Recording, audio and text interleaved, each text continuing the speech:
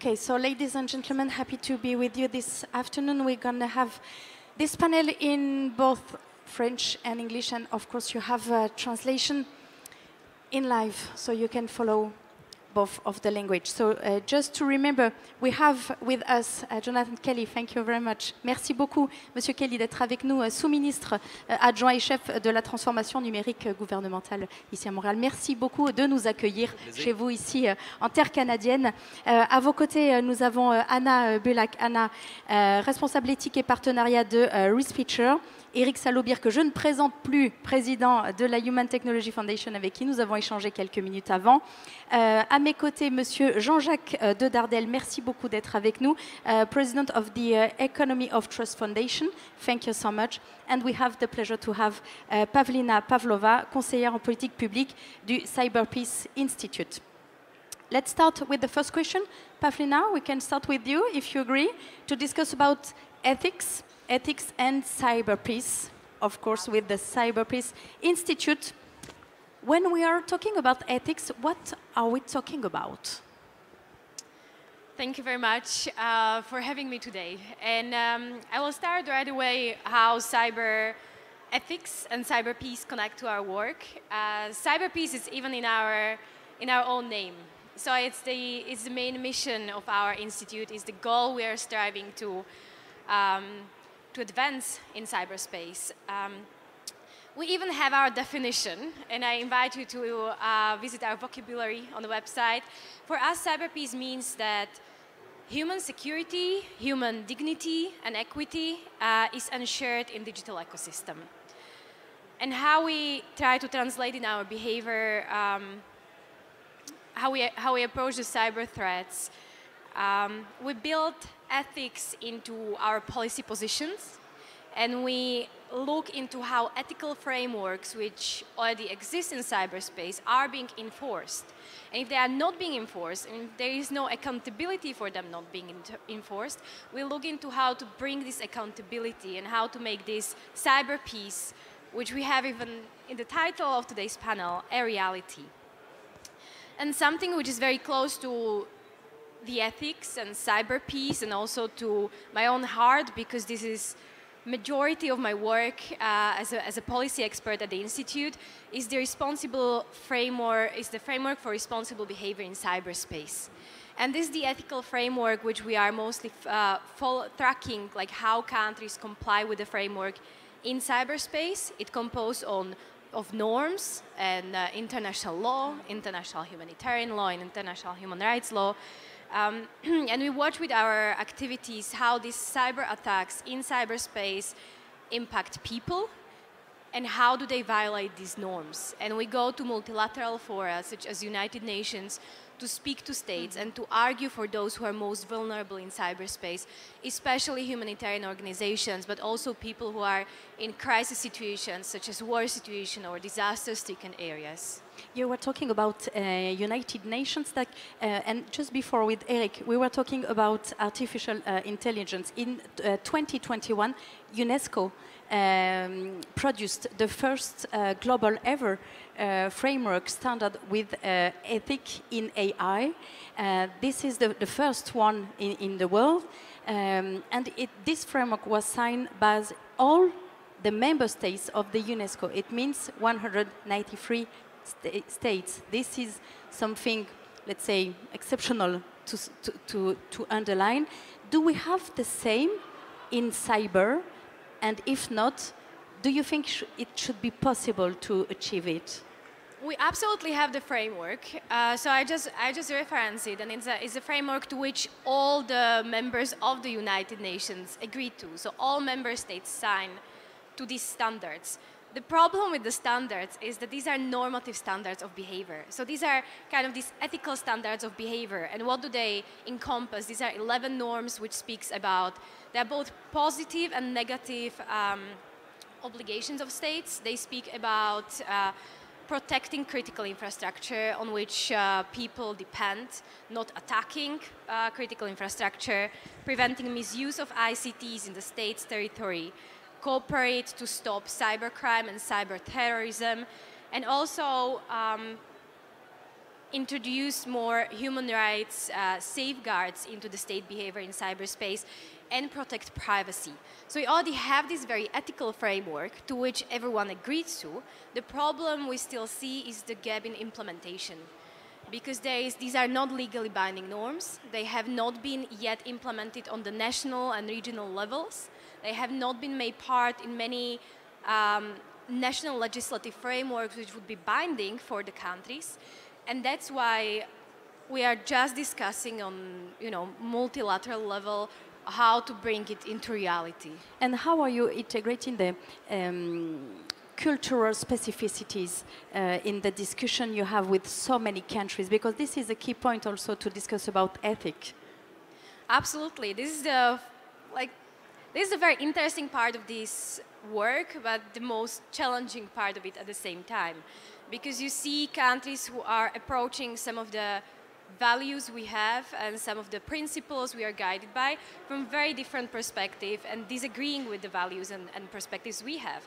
And then we need to understand, we need to come to the understandings of how to interpret certain, for example, international law frameworks on a global level to really introduce more peace and security in cyberspace. And this is very problematic. We see especially the differences in protection of individuals, in protection of vulnerable groups. For some countries, it's simply more important than for the others.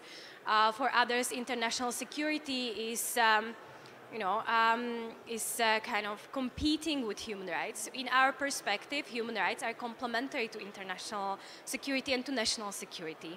And we especially see it, and I would like to conclude it with perspectives on gender. You have a lot of recognition for how specifically gendered can be these threats in cyberspace, and you have countries who simply disagree with even start to discussing it.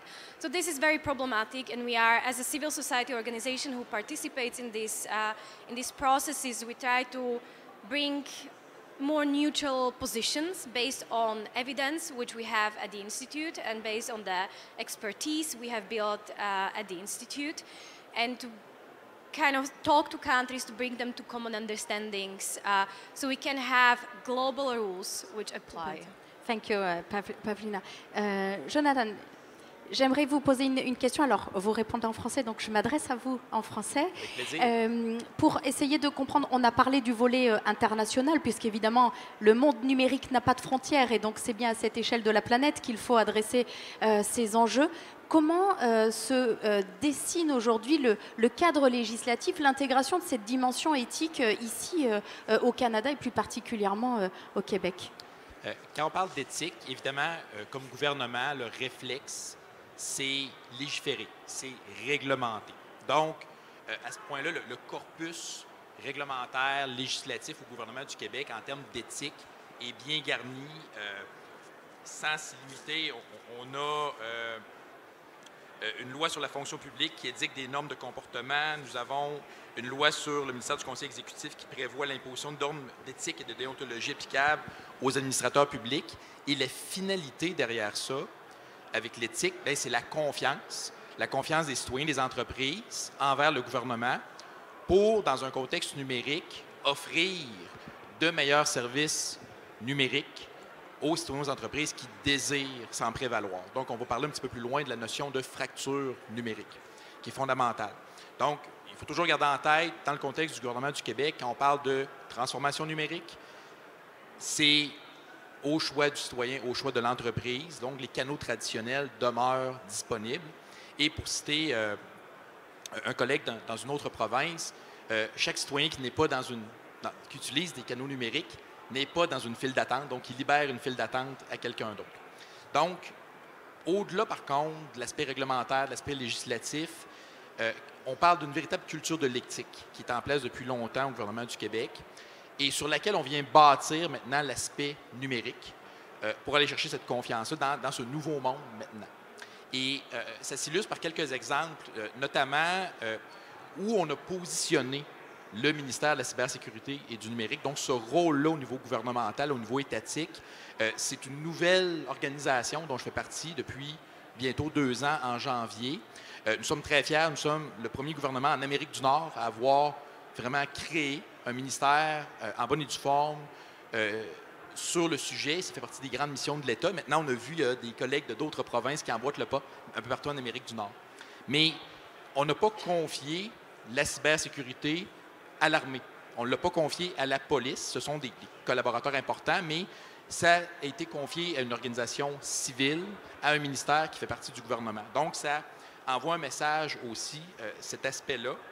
Et donc, ce qu'on souhaite établir et maintenir, parce qu'on sait que c'est facile à perdre avec les citoyens dans un contexte d'éthique, c'est qu'il ait confiance qu'utiliser les services de l'État se fera de façon sécuritaire, se fera de façon confidentielle. Et au-delà d'un simple suivi de la réglementation, même chez nos employés, on en parlera un petit peu plus loin, on souhaite développer cette véritable culture éthique qui permet d'aller chercher ces comportements-là et qui sont capables d'aller au-delà, je dirais, d'un ensemble de règlements ou de lois. Et on est en action depuis longtemps. Depuis 2011, on a une commission de l'éthique en sciences et en technologie au gouvernement du Québec. Et elle a fait des travaux récemment, notamment sur l'impact de l'intelligence artificielle sur le monde du travail. Quelles sont les considérations éthiques à ce niveau-là? Donc, ça fait une dizaine d'années qu'ils sont en place. Et je dirais, en terminant, le facteur éthique, on parlait de fracture numérique, est enchâssé dans la loi constitutive de notre ministère, où il est bien mentionné qu'on ne doit pas induire de fracture numérique dans nos travaux et permettre, encore une fois, les canaux traditionnels, si je peux m'exprimer ainsi, à nos citoyens. Donc effectivement, il y a aussi cette notion d'inclusion dans ce que vous évoquez et d'inclure l'ensemble des citoyens dans la démarche qui est initiée. Ça, évidemment, Éric Salloubir, c'est un point qui est crucial pour vous, cette inclusion au travers de la technologie qui doit effectivement servir finalement tout un chacun et permettre de tirer vers le haut ce que vous disiez juste avant quand on échangeait tous les deux ici sur scène. Bien sûr, dans ce monde numérique, il y a la question des technologies. Donc évidemment, je me tourne à nouveau vers vous sur cette dimension-là. Pas uniquement sur l'intelligence artificielle, mais bien sûr l'ensemble des technologies qui irriguent ce monde numérique. Comment est-ce qu'on peut tirer finalement toute la quintessence de ces outils? Est-ce que l'éthique by design doit régner en maître absolu? Mais finalement, quand on a dit ça, comment on fait? C'est une très bonne question. Je pense que toute la difficulté, c'est l'opérationnalisation. Mais avant ça même, pour revenir sur ce que disait Pavlina tout à l'heure, la difficulté qu'on a, c'est qu'on voit un certain nombre de cadres, de frameworks éthiques qui nous sont proposés, notamment par des instances internationales. La plupart du temps, malheureusement, ils sont extrêmement difficiles à mettre en œuvre. C'est tellement général, c'est be good, don't be evil, ok, bien, enfin, ça ne va pas jusque-là, des choses qui sont un peu plus précises, mais en fait, même quand on prend des déclarations comme celle de l'UNESCO ou de l'OCDE, on se rend compte que souvent, on est d'accord avec les principes, qu'on a un peu plus de mal à les mettre en pratique. Ou plutôt, on est d'accord, ces principes, c'est presque plus des valeurs que des principes. Mais du coup, il faut quand même les ériger pour avoir un début de commencement, si je puis me permettre. Et alors ensuite, comment on l'implémente? Est-ce que c'est les États? Est-ce que c'est les entreprises? Les citoyens? Comment ça se passe? Alors déjà, le choix, enfin pour moi, la question, c'est de bien les formuler et de bien les prioriser. Parce que par exemple, tout le monde est pour la vie privée, tout le monde est pour la sécurité. Et quand on voit avec l'arrivée, par exemple, des Jeux Olympiques à Paris, une foule de gens qui vont arriver, un risque d'attentat important, des caméras intelligentes qui vont être mises en place, est-ce qu'on a envie de prioriser notre sécurité physique pour éviter les attentats? Est-ce qu'on a envie de prioriser notre vie privée pour ne pas être reconnu, par exemple, ou suivi par ces caméras intelligentes? Finalement, tout le monde veut les deux, mais à un moment, il va falloir faire un choix. Et c'est dans ce choix-là, dans ces arbitrages qui sont des arbitrages extrêmement politiques, que tout se joue. Et on se rend compte que c'est extrêmement compliqué. Alors, pour reprendre l'exemple de l'intelligence artificielle, parce qu'on a parlé tout à l'heure, et qui me semble, notamment pour l'IA générative, assez symptomatique, ce qui est intéressant, par exemple, c'est de voir comment fonctionnent des chatbots comme ChatGPT. Ils ne sont pas si open que ça. C'est-à-dire qu'en fait, il y a ce qu'on appelle des méta-prompts, c'est-à-dire il y a un certain nombre de données d'entraînement qui ont été mises à l'intérieur pour éviter qu'on puisse en faire n'importe quoi. Et si vous essayez de transformer ChatGPT en néo-nazi, a priori, ça ne marche pas. Alors, bien entendu, il y a plein de petits malins qui essayent, et il y a un jeu de chat et de souris, et il y a des channels Discord qui sont uniquement là-dessus pour essayer de faire en sorte qu'ils se mettent à dire des grossièretés ou à être, je ne sais pas quoi, homophobe ou que sais-je. Mais en fait, à mesure qu'une faille est trouvée, c'est tout le principe de la cybersécurité, et là, c'est la même chose, elle est comblée par l'entreprise. Et en fait, la question, c'est, elle est comblée comment? C'est-à-dire que derrière, ça veut dire qu'à un moment, il y a un certain nombre de critères qui ont été donnés à ces chatbots, et les quelques-uns qui n'en ont pas, on s'aperçoit qu'ils sont extrêmement dangereux à utiliser. Il y a eu quelques tentatives de chatbots complètement ouverts comme ça, et on pouvait leur demander, un journaliste avait essayé, par exemple, une question, c'était comment empoisonner discrètement les enfants des voisins. C'est une question qu'on ne se pose pas assez, je trouve. Mais là, et en fait, la réponse, mais ça mettait Alfred Hitchcock à la retraite. C'était d'une efficacité, c'était terrible, ça disait quel type de poison utiliser pour ne pas se faire repérer, comment il fallait s'y prendre et tout. Mais c'est normal, quand on enlève toutes les barrières et qu'on laisse faire une IA qui est capable de compiler de la donnée et de composer comme ça une méthode, elle va vous faire une méthode redoutable. Et donc, en fait, on voit que tous les autres ont été obligés de mettre ces principes-là, mais ces principes-là, ils ne nous sont pas connus. C'est-à-dire qu'en fait, si vous demandez à OpenAI ou à tous les autres quels sont les principes qui président à l'utilisation de ces technologies, ils ne vous répondront jamais. Pour une raison très simple, c'est qu'en fait, ils savent très bien que s'ils dévoilent ces principes-là, tout le monde va leur tomber dessus, parce qu'entre ceux qui disent ChatGPT est woke et ceux qui disent ChatGPT ne protège pas assez les communautés vulnérables, en gros, ils parlent de la même chose, mais sous deux angles différents. Et donc, en fait, on voit que ces sociétés-là, elles ont fait ce qu'elles ont pu pour mettre en place des principes. Moi, ce que je pointe surtout, c'est que notre société au sens large n'a pas encore eu le débat sociétal nécessaire pour sélectionner et hiérarchiser les valeurs qu'on veut vraiment mettre à la base de l'utilisation de ces technologies. Et sur la partie éthique, est-ce que vous verriez possible et utile l'émergence, par exemple, de labels ou de certifications éthiques? On a aujourd'hui des certifications, vous parliez des enfants des voisins à qui vous offrirez des jouets, évidemment, parce que vous n'espérez pas qu'ils décèdent, comme vous l'aviez évoqué.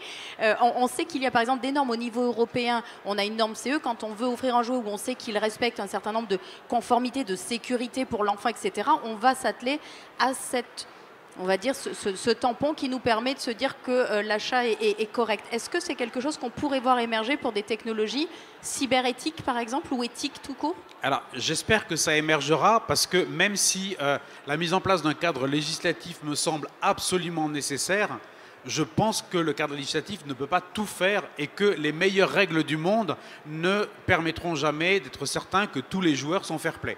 Donc à un moment, il faut aussi qu'il y ait une forme d'autorégulation ou de régulation par le marché, c'est-à-dire qu'effectivement, soit certaines technologies qui n'ont pas reçu une certaine certification n'ont pas accès au marché, ou alors les gens n'en veulent pas, les achètent pas, etc.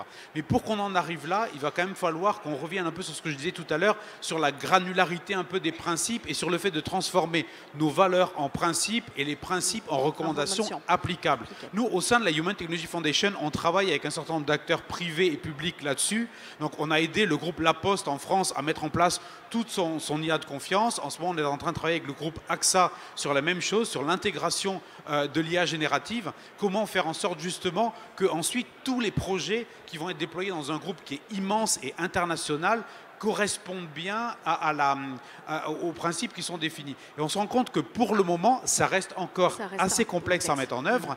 Et puis, ce que je ne voudrais pas, monsieur le sous-ministre évoquait la question de la culture de l'éthique, c'est qu'on ait simplement une compliance, qu'on ait coché toutes les cases et qu'on dise, bon, ben, globalement, c'est bon, j'ai fait mon travail, I'm on the safe side. Je pense que ce n'est pas vrai du tout. L'idée, et nous, chaque fois qu'on travaille avec des experts, c'est aussi ça qu'on fait, c'est aussi de former les équipes pour qu'elles apprennent à se poser les bonnes questions. Une culture de l'éthique, c'est la culture qui fait que n'importe quel développeur dans l'entreprise, à un moment, commence à dire mais ça, c'est quand même bizarre, on demande de faire ça, mais ça donne des résultats pas terribles. J'aimerais quand même en parler à moins N+1, on va en parler en comité de projet. Ça évite les Dieselgate. Et effectivement, c'est un point sur la culture de l'éthique que vous avez évoqué à travers notamment les collaborateurs, l'ensemble des citoyens. Évidemment, on reviendra sur la jeunesse parce que c'est aussi à eux que nous allons laisser les clés. Et donc, évidemment, ils font partie clairement de l'équation. Je sais que c'est aussi quelque chose qui se fait beaucoup au niveau du Québec. On y reviendra juste juste après Monsieur le Soumis, si vous voulez bien. Mais Eric, vous parliez justement de self-regulation.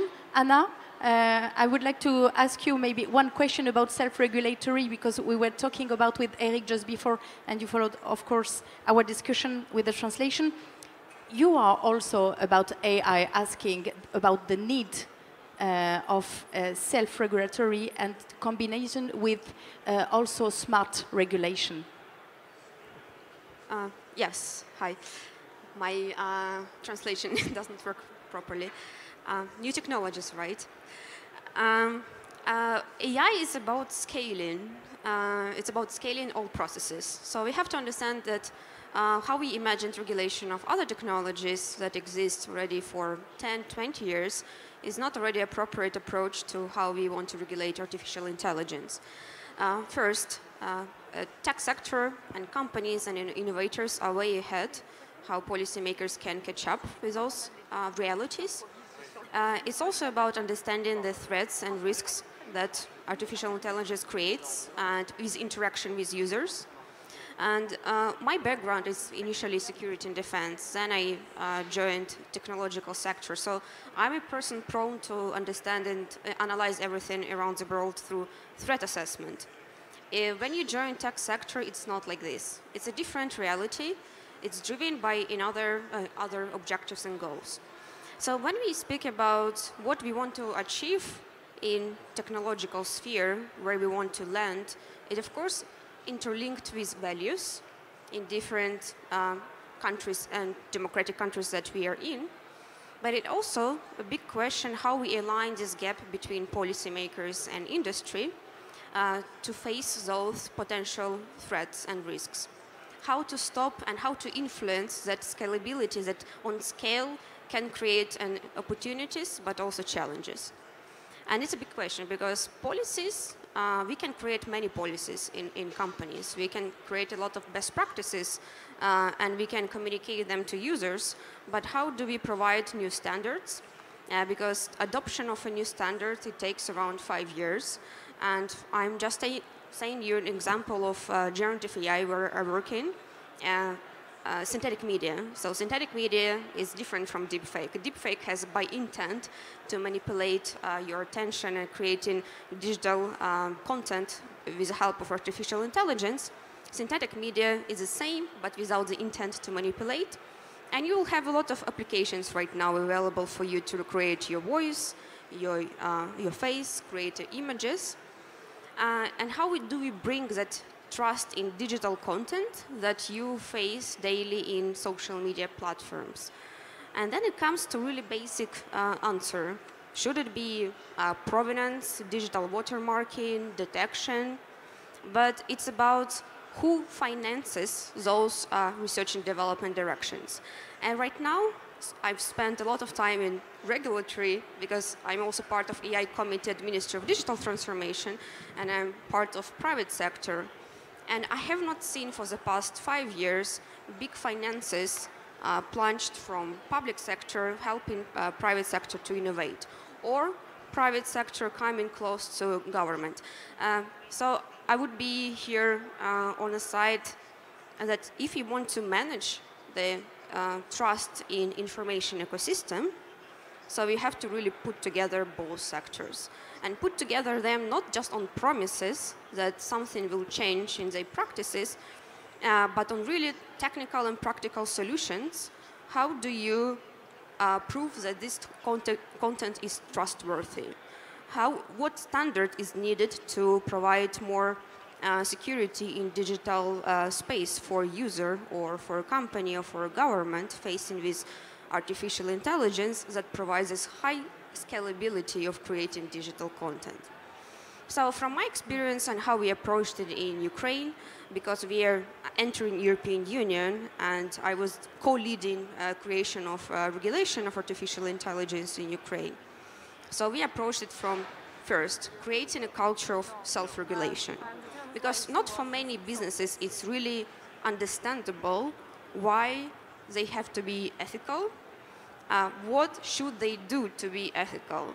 It might be really clear for us in our bubble, but not for founders and mid-level, mid-sized companies. So it's about how do you create a culture of self-regulation. It's, yes, you bring in one room, in one Zoom call, companies working in AI, representatives of different ministries, academia and civil society organizations that are tracking down how technology can be abused. Then you bring this new dialogue in a room, and then, of course, you can build a smart regulation. That's the only way. So what we decided to do is for 2 years create this self-regulatory approach, and then harmonize with regulation in European Union. Thank you, Anna. We're going to discuss more about education, of course. Jean-Jacques de Dardel, nous repassons en français avec vous, puisque nous faites l'amitié, évidemment, d'être avec nous. On a parlé à l'instant de confiance, on parle de sécurité, on parle de cybersécurité. Évidemment, la cybersécurité est un de ces piliers de cette confiance dans le monde numérique, notamment dans les systèmes digitaux, hein, les infrastructures, et c'est ce que vous portez, bien sûr, au sein de votre fondation. Et pour que ça fonctionne, il faut travailler sur l'innovation collaborative. Comment est-ce que vous voyez se matérialiser cette collaboration? Le dernier mot que vous avez dit, innovation collaborative, me plaît. Vous auriez pu parler uniquement d'innovation. Vous dites collaborative. Ça m'amène à vous dire que oui, l'innovation qui est à l'ordre du jour partout, elle se doit d'être accélérée par la collaboration. L'innovation se sert des différents apports des uns et des autres. Innovation collaborative donc, et ça m'amènera à vous dire quelque chose au sujet de ma vision de la manière de développer la confiance et la sécurité. Alors maintenant, si je regarde simplement les deux termes, confiance et sécurité, ce qui me frappe, c'est que un de ces termes est vaporeux, c'est la confiance. Elle ne se décrète pas, elle ne s'impose pas. On ne saurait imposer la confiance. Elle est tout à fait subjective. J'ai un peu plus loin en disant que je ne vais pas faire de l'anthropologie, mais il me semble que de génération en génération, on se développe, mais on commence dans la vie avec un capital de confiance. On a confiance en ses parents, dans les éducateurs, on a même confiance dans la nature, jusqu'à ce que des choses se passent. Et à ce moment-là, on perd sa confiance. Eh bien, dans la cybersécurité ou dans les technologies nouvelles, il en va un peu de même. Au départ, on a confiance dans les progrès de la science. On nous l'a enseigné. Et nous avons pu constater qu'effectivement, la science peut faire des miracles. Si vous regardez le domaine de la santé, franchement, l'augmentation de l'espérance de vie donne confiance. Mais avec ça, ça ne suffit pas, puisque justement, on perd facilement cette confiance lorsque l'on est confronté à ce qui va de travers ou bien qui cause de graves dommages. Et c'est là qu'alors intervient la sécurité, qui, elle, n'est pas un élément vaporeux. La sécurité, c'est du lourd. C'est quelque chose que l'on peut appliquer, sur laquelle on doit travailler, mais qui, évidemment, demande énormément d'efforts. Alors, on peut regarder les choses de différentes manières et se dire que la technologie moderne qui apporte des solutions est également reprise en main par d'autres qui, et j'en viens à un mot que vous n'avez pas prononcé dans la question, mais qui se trouve en en-tête, c'est l'éthique. Cette sécurité doit s'appliquer, oui, en faveur de ceux qui comprennent ce qu'est l'éthique, mais qui est détournée par ceux qui ne l'incorporent pas, ou alors ils la connaissent, mais sciemment, ils la contournent. Donc cette sécurité doit protéger certains, et puis de l'autre côté, il y a les méchants. Mais ce n'est même pas que comme ça qu'on doit ou que l'on peut considérer le monde moderne. Il y a à travers les technologies modernes une espèce d'impunité de l'action. Et beaucoup ne font plus la différence, ne connaissent pas les marges, les frontières qui font qu'on est du bon côté, éthique, moral, ou au contraire de l'autre côté. Et ça, ce n'est pas que les grands méchants hackers. Vous avez de grandes entreprises qui sont soumises à procès parce qu'elles sont allées trop loin peut-être ne le savait-elle même pas elle-même, ne le comprenait-elle pas? Eh bien là, je dirais que se repose effectivement la question de l'éthique qui doit continuer à être au centre de, ma foi, ce monde moderne qui évolue beaucoup plus vite que nos codes moraux, que nos codes éthiques. Il évolue encore plus vite que nous ne le comprenons. Alors il est difficile de s'ajuster et c'est pour ça qu'il faut de la régulation, des lois, une intervention de l'État et de groupes organisés pour sécuriser. J'y reviendrai si vous le voulez. Merci beaucoup, Monsieur de Dardel. Alors effectivement, on parlait d'innovation collaborative. On l'a évoqué dans chacun des points présentés. Finalement, c'est cette approche globale, collective, qui doit être adressée pour finalement pouvoir répondre à ce sujet. Pavlina, maybe we can discuss more about this global aspect, because in the Cyber Institute, you were talking about the work you are doing with states, with private sector, with public sectors, with academics also, with citizens, like we are all. How to reinforce, finally, all the works we are doing to improve this cybersecurity for a cyber peace today, of course, for tomorrow, to work all together, all these actors in the same goal? Thank you very much for your question. It's, you know, what really interested me about the Cyber Peace Institute before I joined was the very specific angle it has to connect to, you know, other NGOs, to states, to academia, and also to the private sector. And we have run several cooperations, for example, multi-stakeholder cooperation on protecting the healthcare sector from cyber harm. And this is an example I really like to give because you see a state actor being represented, a private company, and an NGO. And it was a project of the Czech Republic, who has been hit by ransomware attacks during peak of COVID. And then they understood, and it usually happens with cyber attack, that states understand that this is a real issue, that they should pay more attention to cyber attacks on critical infrastructure. So we partnered together with the Czech Republic and Microsoft and the Cyber Peace Institute to create these multi-stakeholder workshops. And I will just have like one single point on them and move to the other very important example I have, is that when we organized these workshops, it wasn't only giving, you know, like giving experts the opportunity to break the silos, but it was also like both horizontal and vertical cooperation. We have invited IT staff from hospitals. We have invited the management. We have invited, you know, doctors' perspectives. We have invited private companies. We have invited civil society and state representatives, both from, you know, the diplomatic part of it, such as ministries of foreign affairs, but also from those cyber security agencies countries have. So just to get a very informed perspective of everyone, how they perceive and what are the different perceptions. And we do believe that especially in cyberspace, especially as private companies are the owners of the, you know, massive part of the infrastructure, we need to consult, and we always argue for having even the United Nations fora, but also other multilateral fora and regional organizations more open to stakeholder participation and to more active and meaningful participation, because sometimes you have participation on paper, but you don't get listened to.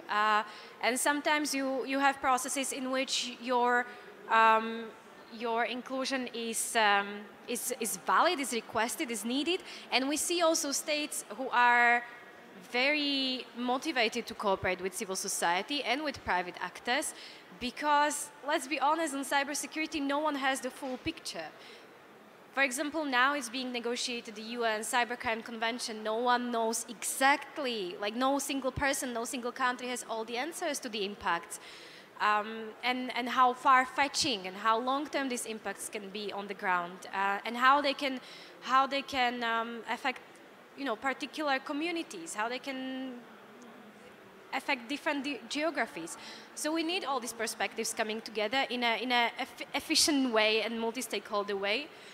And the other example, very short one, on humanitarian organization and something from our work, we believe going through all the angles. So we provide free of charge humanitarian support, bringing corporate donors, donating hours of their cybersecurity experts, and matching them with humanitarian and development NGOs who need this tailored support. Because it's not one size fits all in cybersecurity oftentimes, especially for these organizations working in humanitarian action.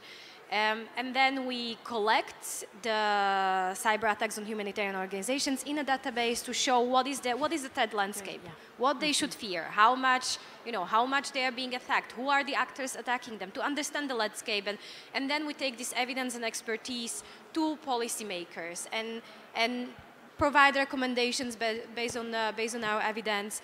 What can states do? How to adapt the legal and the normative frameworks they have to provide more protection for humanitarian organizations and humanitarian data. Thank you, Pavlina. Jean-Jacques de Dardel. Yes, could I add something to this very good answer? Your question related to collaboration, collaborative innovation. Something I'd like to underline, complementing what you were saying, is that this collaboration must reach out, very simply put, to the end user. If you don't have a feedback from end users, you fall in that other trap, which is talked about here and there, but is not at the center of the thinking, and that is that over 90% of cybersecurity problems, breaches, are due to the human factor. And so the end user, you should consider what he or she has to say, but you also then have to consider that the end user is the decision maker up the hierarchical ladder. So all of those must be brought to bear responsibility and brought into the process. Merci beaucoup Jean-Jacques de Dardel. Effectivement, c'est un point absolument clé et j'en profite pour revenir sur cet aspect que vous évoquez puisque finalement l'utilisateur final, l'humain est au cœur du système et non pas ni au début ni à la fin mais au cœur et c'est effectivement dans tout l'ensemble de la chaîne que l'on doit l'adresser, l'inclure et le responsabiliser aussi. C'est effectivement important et c'est ce que vous faites Jonathan Kelly bien sûr au cœur du gouvernement du Québec, puisque dans votre ministère, notamment, vous avez des actions très précises déjà engagées auprès de vos collaborateurs. Est-ce qu'on peut en parler? Parce qu'effectivement, c'est absolument clé. On peut avoir des réglementations, on peut avoir des guidelines, on peut donner des conseils, mais finalement, si on ne forme pas, si on ne suit pas dans le temps et qu'on n'implique pas l'ensemble des collaborateurs, quelque part, on laisse le fameux trou dans la raquette B1. Oui, tout à fait. Puis peut-être illustrer avec un exemple, peut-être un peu imagé des défis devant nous. Parce qu'on en a parlé, on a un corpus réglementaire, on a un corpus législatif, il est en évolution, il va évoluer. Toutefois, dans un gouvernement près de chez vous, ce soir, il y a un ou une fonctionnaire monoparentale, le collègue a le COVID, l'autre collègue est parti travailler pour le privé pour 1,5 fois le salaire il y a 2 semaines. Et là, la personne doit remettre un rapport confidentiel et le traduire en anglais demain. Et là, c'est le soir, et là, le bébé pleure. Il n'y a aucune réglementation ou loi qui va peut-être enlever la tentation d'utiliser l'IA générative, des outils comme ça, et potentiellement induire un problème de sécurité, une fuite de données. Ce qui peut l'empêcher, oui, c'est des ressources, mais c'est la culture d'éthique. C'est un employé qui comprend les conséquences du geste parce que, on le sait, la technologie évolue très rapidement, les humains, les organisations évoluent lentement.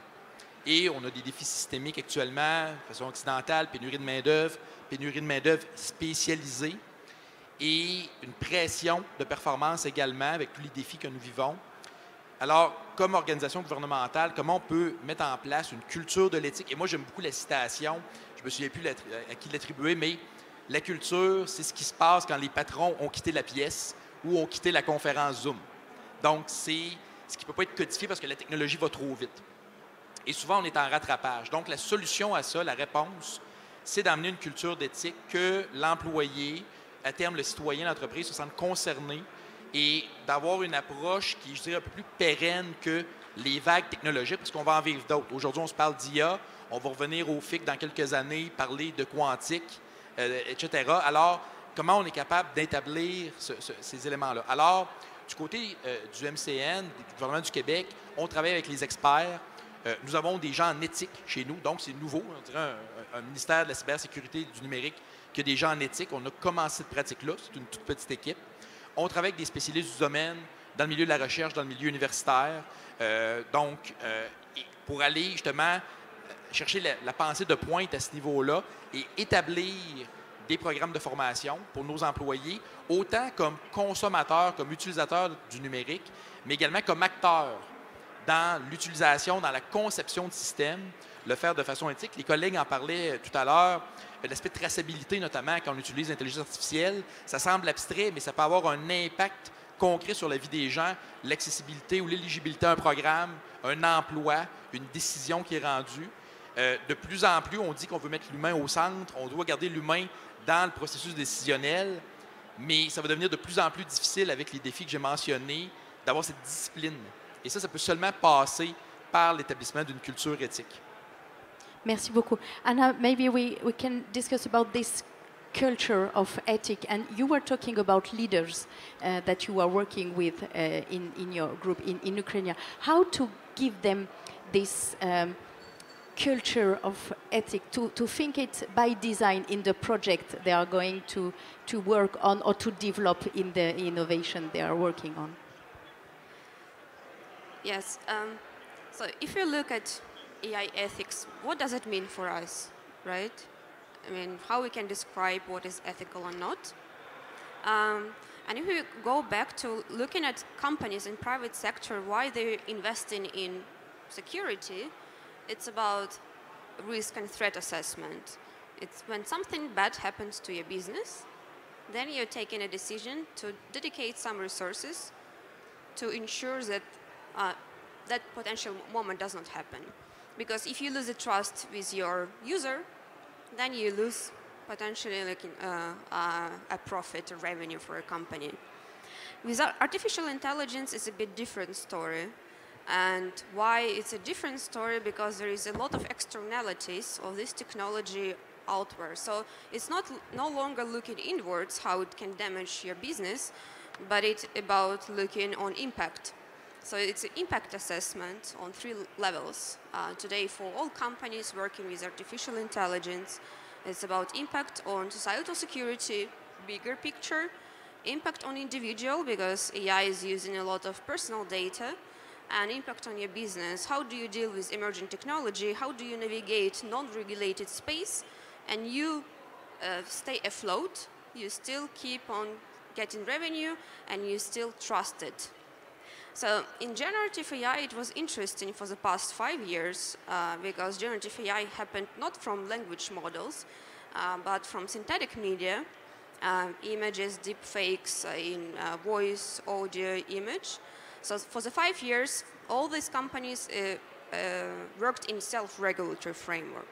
So there are a lot of initiatives that appeared between companies, big tech, medium tech, thinking of how to build trust with this new novel emerging technology, not on a pretext just saving themselves because of like looking inward, but how to build trust in new technology. And how do you build trust in new technology is actually you're providing more answers to users, how they can protect, for example, their likeness. Unfortunately, when regulation is not there, it's responsibility of the private sector to do that, to build the trust in something emerging. So I just described you a story how AI ethics is a bit different from just from security assessment or cybersecurity, because in cybersecurity we have already installed norms and principles and audit that we can go through and go to a market. In AI, we don't have that process in the moment at this stage. So what companies are doing today is how you gain trust and go into other markets with generative AI. Is that you communicate how you protect your user, how you mitigate threats in your system, and how you're trying to be more transparent. But again, it's all a game of self-assessment. There is no, at this stage, unified practice on doing that. And what about universities, academia, about this ethic? And are you working the private sector with them? Like yesterday, we had the conversation about this, and in Montreal, the new initiative coming. Do you have, for example, the same in Ukraine? Yeah. It's an interesting story because there is a good book by Brad Smith, Weapons and Tools. He wrote it some time ago. And when he was comparing how technologists are far away from humanitarian studies, and it's true. So today in all tech technologists and IT directions, how they educated, they are not educated with philosophy or international relations, geopolitics, how technology can be used and abused against a person, individual, and society, or be a part, using in international conflicts and becoming a tool. So I think that's a gap. That's a gap when technologies that do not understand exactly that impact that their technology is creating. That's something that we are trying to change. So there are more courses, summer schools on AI ethics. And it's interesting because when I transitioned from security and defense sector 5 years ago into tech, it was not common to speak about threats. Now, that's a boom. And that's a good story that we can embrace and use more, because believe me, I spent this summer on several summer schools for first year and second year students on IT. They were amazed talking about how going out of the box and thinking what they create. And I think that's a really important story. Thank you, Anna. Eric, sur la question de la culture de l'éthique, et donc on parlait de la jeunesse, alors on a parlé des collaborateurs, on a parlé effectivement de l'ensemble des acteurs, des dirigeants d'entreprises, évidemment, de ceux qui créent ces technologies, puis de ceux qui vont les créer, qui sont aujourd'hui sur les bancs de l'école, et finalement à qui il faut aussi distiller cette notion de l'éthique pour que demain on voit émerger ces fameuses technologies au service du bien commun que vous affectionnez tant, que vous appelez de vos voeux. Comment est-ce qu'on peut renforcer cette culture de l'éthique quelque part tout au long de la vie? Alors, tout d'abord, pour revenir sur ce que disait Anna, d'abord ce qu'elle disait tout à l'heure sur comment est-ce qu'on peut essayer de motiver les dirigeants d'entreprises, notamment de jeunes entreprises qui ont quand même beaucoup de défis auxquels ils doivent faire face. Et je pense que la première chose, c'est de se dire que développer des offres de produits et de services éthiques, ça ouvre la possibilité d'accès à de nouveaux marchés, ça donne une attraction particulière en termes de marque employeur, ça fidélise la clientèle. Quelque part, moi je pense qu'on doit aligner les planètes du business et de l'éthique. C'est-à-dire, si on doit pouvoir être soit profitable, soit éthique, on va être profitable parce que sinon on ne sera pas éthique très longtemps. Mais en même temps, je suis persuadé que si ça renforce sur le moyen long terme, et ça j'en suis sûr, un signe, pour revenir à ce que vous disiez, du fait que quelque chose est éthique, c'est qu'à un moment, à court terme, ça nous coûte quand même. C'est-à-dire c'est le moment où on refuse un client, c'est le moment où on refuse de mettre en place telle ou telle infrastructure, où on refuse tel profit court terme, telle feature qui nous permettrait de gagner un peu plus facilement de l'argent. Et on dit non parce qu'on considère que ce n'est pas aligné avec nos valeurs et sur le long terme, ce n'est pas ce qu'on veut faire.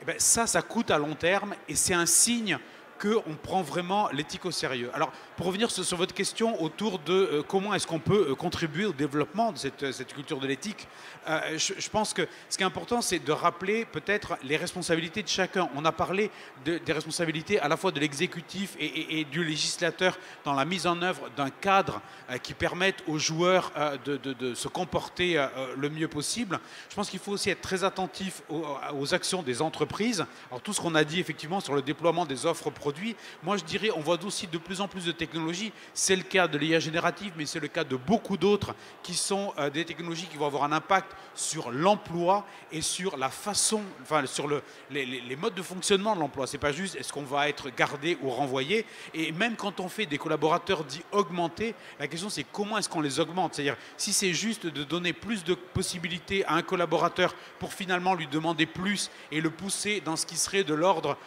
de l'hyper-productivité, ça, je pense qu'à un moment, c'est pas très bon parce qu'il ne faut pas oublier que quand on délègue à une machine, c'est pas comme quand on délègue à un humain. On ne délègue pas le travail plus la charge mentale. On délègue que le travail, mais on garde un œil sur la charge mentale. Et la question en termes de santé mentale, c'est est-ce qu'on ne risque pas d'abîmer la santé mentale des collaborateurs en leur demandant toujours plus, en faisant des collaborateurs augmentés. Donc là, je pense que placer l'humain au centre, c'est aussi tout ça. Donc il y a la question de l'employabilité.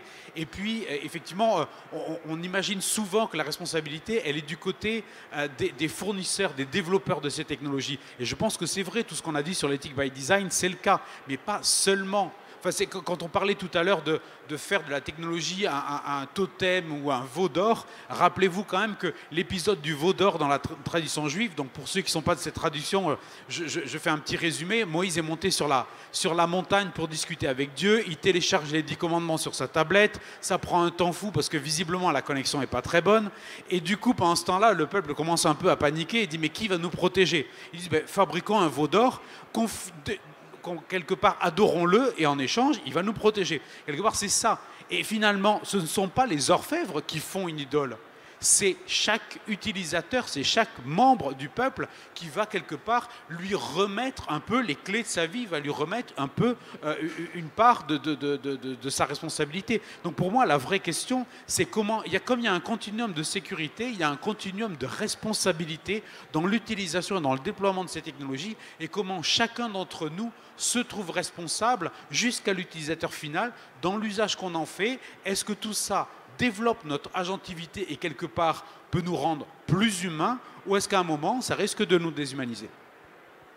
Et donc, comment est-ce que vous verriez-vous ce niveau de responsabilité? Quel rôle pour quels acteurs finalement? Parce que là, on parle des États, on parle des entreprises, on parle du citoyen. Le citoyen, on a compris, se responsabiliser. Quel rôle pour les États dans ce nouveau schéma finalement?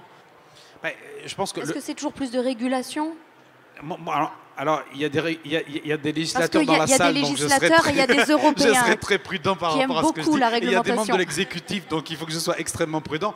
Non, moi, je pense qu'il faut qu'on soit, et notamment en Europe, extrêmement prudent, parce qu'on a quand même un espèce d'empilement des législatifs, et à un moment, les législations, on en parlait à midi avec monsieur le député, commencent un peu à se marcher sur les pieds, et ça crée un problème. Je pense aussi qu'il faut qu'on soit attentif, dès qu'on a un problème, à ne pas sortir la carte régulation. Il y a un drame, le ministre arrive et dit on va faire une loi. Et ça, je pense que c'est très mauvais. Et en même temps, on se rend compte que la grosse difficulté de la législation, c'est que par définition, on légifère ex post, c'est-à-dire une fois qu'on a un peu d'expérience. Les législations, je pense aux législations qui ont eu lieu avant l'arrivée des technologies, avant l'arrivée de la voiture, par exemple, en Grande-Bretagne, peut-être vous êtes au courant de ça, il y avait une loi qui disait que devant toute voiture automobile devait marcher un homme avec un grand drapeau rouge qui agitait le drapeau pour montrer que c'était dangereux. Mais ça, en fait, on s'était rendu compte a posteriori qu'en fait, c'est le lobby des chevaux qui s'était aperçu qu'en fait, ils seraient complètement distanciés et qui, en fait, ont essayé de limiter le développement de l'automobile. Toutes ces législations qu'on met en place avant que les drames n'arrivent, malheureusement, je crains qu'elles soient un peu overkilling comme ça. Donc, je pense qu'il faut savoir laisser du temps, et en revanche, je pense qu'il faut aussi accompagner les entreprises par tout ce qu'on disait, c'est-à-dire de la législation, mais aussi de la mise en place de cadres qui favorisent l'autorégulation, et surtout, pour revenir à ce que vous disiez tout à l'heure, une formation du grand public qui va rendre ce public beaucoup plus apte à utiliser ces technologies, beaucoup plus exigeant dans le choix des technologies, dans ce qu'il achète, et les collaborateurs et collaboratrices beaucoup plus exigeants ou exigeantes dans le choix de leur premier emploi. Et effectivement, ce que vous évoquez là, c'est finalement le rendre acteur, qui est finalement un peu aussi aux antipodes, entre guillemets, de ce qu'on évoquait tout au début, où on voit bien que cette technologie elle nous est mise entre les mains sans qu'on se pose de questions, avec ce côté toujours très intuitif, très facile d'utilisation, pour qu'on ne se pose pas trop de questions de ce qu'on va en faire.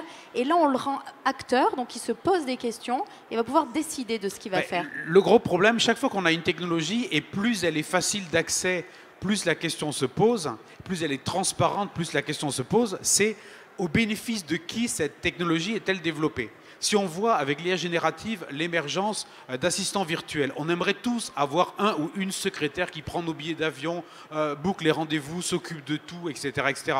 Mais la question, c'est ça va être au bénéfice de qui tout ça? Est-ce qu'on est sûr que cette IA va nous prendre le billet d'avion qui est le plus intéressant pour nous, ou est-ce que ça sera le billet d'avion avec la compagnie avec laquelle le fabricant de l'IA aura un contrat particulier et qui va lui permettre d'avoir une rétrocommission? Ça, on n'en saura jamais rien. Comme je vous disais tout à l'heure, si vous dites à Alexa, commande-moi une pizza, on ne sait pas si c'est dans la meilleure pizzeria ou la pizzeria qui a un accord avec Amazon.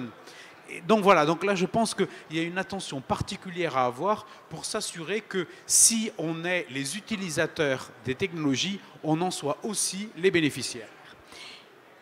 Jean-Jacques Dedardel, je reviens vers vous parce que Eric évoquait juste à l'instant le rôle finalement entre le lien éthique et entreprise et donc ce lien avec l'économie évidemment. Il y avait cette notion aussi de business éthique et durabilité parce que finalement c'est aussi penser des modèles qui soient plus durables et plus pérennes dans le temps et non plus cette notion d'immédiateté dans laquelle on vit aujourd'hui. Comment est-ce qu'on peut finalement, je ne vais pas dire réconcilier parce qu'elles ne sont pas complètement fâchées, mais l'économie et l'éthique pour aller vers ce monde qui soit plus durable, ce monde numérique qui puisse finalement tenir toutes ses promesses?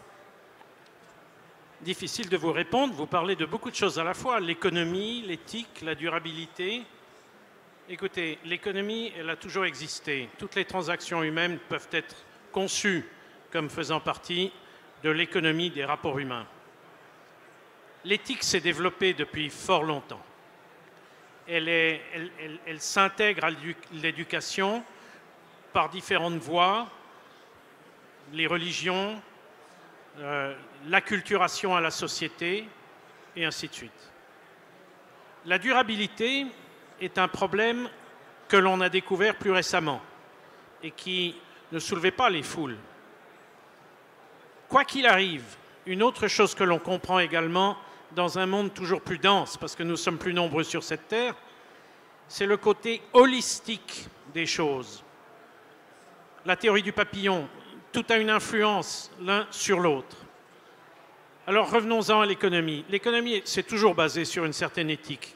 Quand vous établissez une transaction, vous devez avoir confiance dans votre partenaire. Et le partenaire ne se prêtera pas à cette transaction s'il n'a pas confiance en vous. Ça, c'est assez vite compris. D'autres choses sont comprises instinctivement en écoutant Eric, mais également en vous écoutant, monsieur le sous-ministre. Je me disais, oui, il y a beaucoup à dire au sujet de la formation et de la réglementation. Mais voici, en vous écoutant, je me suis dit, mais au fond, chaque couteau de cuisine est une arme létale. Et nous avons tous des couteaux à la cuisine. C'est par éthique, par compréhension du bien et du mal, que nous ne nous en servons que précautionneusement à la cuisine, en coupant quelque chose, mettons un légume. Maintenant, les technologies nouvelles sont telles qu'elles nous dépassent, parce qu'elles se dépassent elles-mêmes à une telle allure que nous devons réinventer des codes éthiques. Il y a une propension à cela. Je crois que d'une manière générale et automatique, les gens s'adonneront à cela. Pour les biens de l'économie, car chacun comprend, qu'il le veuille ou non, qu'il l'accepte ou non, que nous avons besoin d'une économie saine. Et la base d'une économie saine, nous pouvons la réduire à un comportement éthique. Avec ça, je reviendrai néanmoins sur ce que je crois être le cœur du problème face à la technologie et à la science en progrès exponentiel. C'est la formation. C'est encore et toujours la formation, non pas l'information uniquement, mais la formation des âmes. Pas simplement des connaissances, mais l'attitude des gens.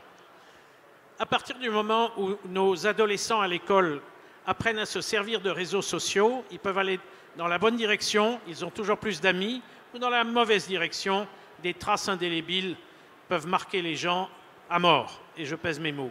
Alors, dans cette mesure-là, cette formation doit commencer extrêmement tôt. Mais ensuite, des vieux grigous comme moi, j'ai aussi besoin d'une formation continue pour m'adapter, pour mieux comprendre et pour prendre les bonnes décisions. Donc voilà, pour moi, le maître mot qui réunit le tout, l'économie, l'éthique, la durabilité, c'est la formation. Une formation ouverte d'esprit, naturellement, tolérante des attitudes différentes des uns et des autres, mais néanmoins une formation absolument continue. Un dernier mot à ce sujet. Quand vous vous adressez à une entreprise qui va vous aider à vous prémunir contre les attaques cybernétiques, des entreprises spécialisées dans la cybersécurité, il y a deux manières de traiter avec ces entreprises. Soit elles vous livrent avec conscience professionnelle un produit, elles formeront vos gens et puis elles se feront payer pour ça. Soit au contraire, elles établissent un programme absolument continu d'accompagnement constant parce que les attaques viendront toujours et toujours plus des côtés auxquels on n'a pas pensé parce que l'adaptation des méchants est au moins aussi rapide que celle des technologues. Merci beaucoup Jean-Jacques de Dardel. Alors nous arrivons à la quasi-fin de cet échange, de cette conversation, de ce partage à la fois de vision, d'expertise et de compétences. C'était un plaisir de vous accompagner. Ce qu'on retiendra évidemment, c'est cette dimension très globale et collaborative, collective pour adresser cet enjeu de l'éthique, de la cybersécurité et de la cyberpaix à laquelle évidemment on appelle toutes et tous de nos voeux. Ce que l'on a bien compris et noté, c'est évidemment la nécessité du développement de ces technologies au service du bien commun, pensées par des hommes pour des hommes, et donc la finalité de ce que nous allons en faire avec cette dimension éthique qui est évidemment absolument clé. L'homme qui est au cœur des enjeux, acteur de cette transformation et de ce monde de demain au travers de la formation en impliquant évidemment les plus jeunes et ceux tout au long de la vie, vous l'avez rappelé, et c'est effectivement à ces conditions-là que nous pourrons imaginer un monde de demain qui soit évidemment numérique mais qui soit plus sûr, plus inclusif et plus durable. En tous les cas, c'est un vœu, je pense, que nous formulons toutes et tous ici à Montréal. C'était un grand plaisir de vous accompagner. Les débats continuent avec notre prochain invité et notre maître de cérémonie est à nouveau avec nous.